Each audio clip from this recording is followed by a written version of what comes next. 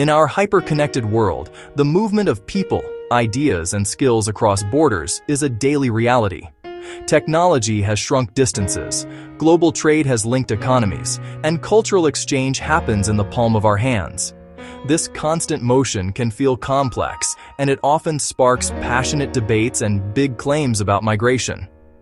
The headlines can be loud, filled with either utopian promises or dystopian warnings. So, let's slow down, set aside the noise, and look at the fundamentals. When we say international migrant, we mean someone living outside their country of birth. This could be for a new job, to pursue a degree, to join family, or for a host of other personal reasons. A refugee, by contrast, is a specific legal term for someone forced to flee conflict or persecution, who is then protected under international law. An asylum seeker is a person who has crossed a border and is formally requesting that protection, but whose claim has not yet been decided. It's important to know that most migration is regular, planned, and often regional. Think of neighbors moving to neighboring countries, students crossing a border for a specialized degree, or families reuniting after years apart. The goal here isn't to cheerlead or to alarm. It's to separate headlines from evidence, to understand the forces at play, and to see how deliberate policy choices shape the outcomes for everyone involved. Ready? Let's begin. Enjoying this? Please subscribe to help the channel grow. Thank you. So let's lock in those definitions, because clarity is crucial. International migrant is the broad umbrella term. It covers a software engineer moving to Silicon Valley, a Filipino nurse taking a job in the UK, a German retiree moving to Spain, or a student from Brazil attending university in Canada. They move through legal channels with visas and permits. Refugees are a much smaller, legally distinct group. Their status is rooted in the 1951 Refugee Convention, which establishes that they cannot be sent back to a country where they face serious threats to their life or freedom, a principle known as non-refoulement. An asylum seeker is someone in the process of being legally recognized as a refugee.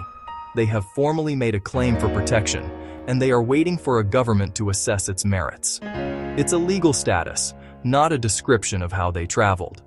Finally, there's the term irregular migrant, which refers to someone who has entered or stayed in a country without the required legal authorization. This is an administrative issue, not a criminal one in most legal systems. Keeping these terms straight is the first step to asking better, more precise questions. Who is moving?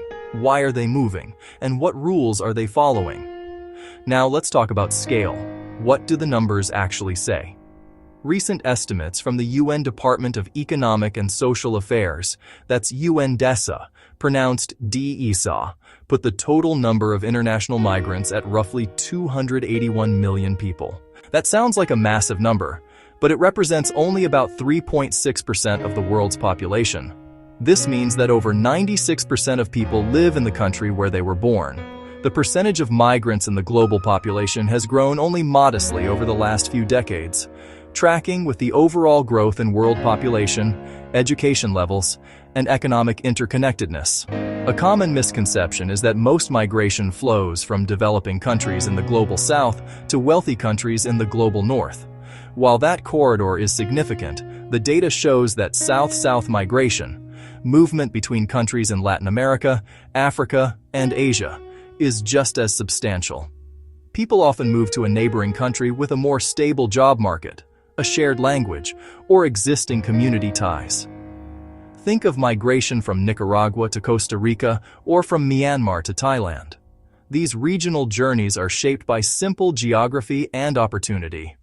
Records from the International Organization for Migration, or IOM, and the UN High Commissioner for Refugees, UNHCR, complement this picture, providing detailed trends that help us understand the specifics of who is moving, where, and why. Quick detour. If you're finding this breakdown helpful, please take a moment to subscribe for more data-driven deep dives. Your support helps us create this content. Thank you. So, why do people decide to move? The reasons are complex, but we can understand them through the lens of push and pull factors. Pull factors are magnets drawing people toward a new country. These are overwhelmingly economic. The availability of jobs, the promise of higher wages, opportunities for entrepreneurship, or access to world-class universities and research institutions. Family is another powerful pull factor, as people move to join spouses, parents, or children abroad. Push factors, on the other hand, are forces that compel people to leave their home countries. These can include political instability, widespread insecurity, persecution of ethnic or religious groups, or severe economic downturns that erase livelihoods. Increasingly, climate and environmental stress act as a risk multiplier. Gradual pressures like prolonged droughts that ruin harvests, rising sea levels that contaminate freshwater, or extreme heat that makes work unsafe can erode a community's resilience, nudging people to move in search of more stable conditions. This movement is often internal at first, but can become cross-border, especially within a region. Most of this mobility, whether driven by push or pull factors, follows established legal routes, regional transport hubs, buses, ferries, and trains, seasonal work programs for farms and construction, and student visas for colleges and labs. Journeys become irregular and dangerous primarily when these legal pathways are too scarce, too slow, or inaccessible. This scarcity creates a market for smugglers and exposes people to immense risk. Smart policy design, therefore, focuses on creating safe, realistic legal options and fair, efficient enforcement to shift choices away from these perilous routes. What are the impacts on both host and home countries? Economically, the effects are multifaceted. In host countries, migrants often fill critical labor shortages. This happens at all skill levels, from essential roles in healthcare, elder care, and agriculture, to highly specialized positions in technology, engineering, and scientific research. They don't just take jobs, they create them. Studies show migrants have a higher than average rate of entrepreneurship, starting small businesses that hire local workers and invigorate local economies. They also contribute significantly through taxes, which support public services for everyone. For home countries, the single biggest economic impact is remittances, the money migrants send back to their families. In recent years, these private financial flows have reached well over $800 billion annually, dwarfing international development aid. This money goes directly to households, paying for better food, healthcare, and education for children, and often providing the capital for a small family business. Demographics are another key part of the story. Many high-income countries in Europe and East Asia have aging populations and shrinking workforces. They face a future with fewer workers to support a growing number of retirees. Meanwhile, many countries in Africa, South Asia, and Latin America have large, young populations entering the workforce. Well-crafted policy, like systems for recognizing foreign credentials, enforcing fair labor standards for all workers, and providing integration support, can create a powerful match, turning these demographic imbalances into a shared benefit. This brings us to some persistent myths versus the facts. Myth number 1. Most migrants are refugees. As we've seen, this is false. Refugees and asylum seekers are a small, legally protected subset. The vast majority of people who cross borders do so for work, study, or family, using regular legal channels. Myth number 2. Borders are completely open. The reality is that migration is one of the most heavily regulated areas of life. Every country has its own complex web of visa requirements, quotas, security checks, and enforcement mechanisms. Policies vary widely, but nowhere are borders simply open. Myth number 3. Migrants take all the jobs and lower wages. The economic evidence is far more nuanced. Migrants often fill jobs that local workers are not available for, complementing the existing workforce rather than competing with it. While some studies show small, short-term wage effects in specific, low-skill sectors, the long-run consensus points toward productivity gains, innovation, and economic growth, especially when integration policies work well. Myth number 4. Crime rates always spike with immigration. This is a common and powerful fear, But large-scale studies across many countries and decades consistently find no causal link between immigration and increased crime. In fact, some studies show immigrants are less likely to commit crimes than native-born citizens. The key takeaway is to be skeptical of generalizations. Always look for context, check the time horizon of the claim, and ask about the quality of the local integration systems.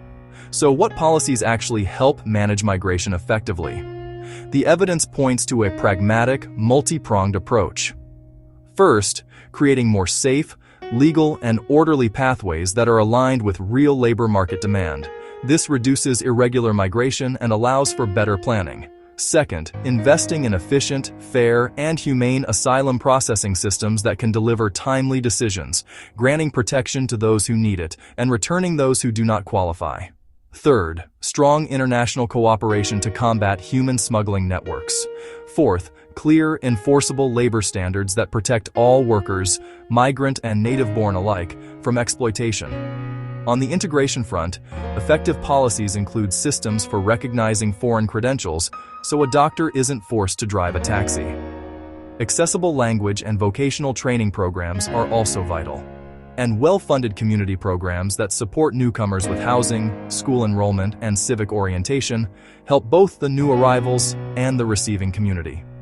Transparent data from trusted sources like UNDISA, IOM, and UNHCR is the bedrock that keeps the entire debate grounded in reality. Good policy isn't about opening or closing borders, it's about managing them smartly. It turns pressure into order, chaos into predictability, and challenges into opportunities. Migration is a fundamental part of the human story, and in our globalized era, it is a manageable and often beneficial feature of our societies. The vast majority of this movement is regular, orderly, and regional, driven by the timeless pursuits of work, study, and family. A smaller, distinct group of people requires legal protection, and international laws exist to provide it. The truly important questions are not about whether migration is good or bad, but are practical and forward-looking. Which legal pathways can we create to be safe and efficient? How do we best match skills to shortages to foster economic growth for all? And how do we ensure the rights of all workers are protected and that communities are supported through change? When you encounter bold claims in the media or online, pause and look for the sources, the context, and the specific numbers. Remember that words like about, roughly, and recent estimates are signs of a nuanced, evidence-based discussion. With thoughtful policy, reliable data, and a commitment to shared prosperity, we can manage migration in a way that keeps people safe, economies dynamic, and communities welcoming and resilient. The choices, as always, are ours to make.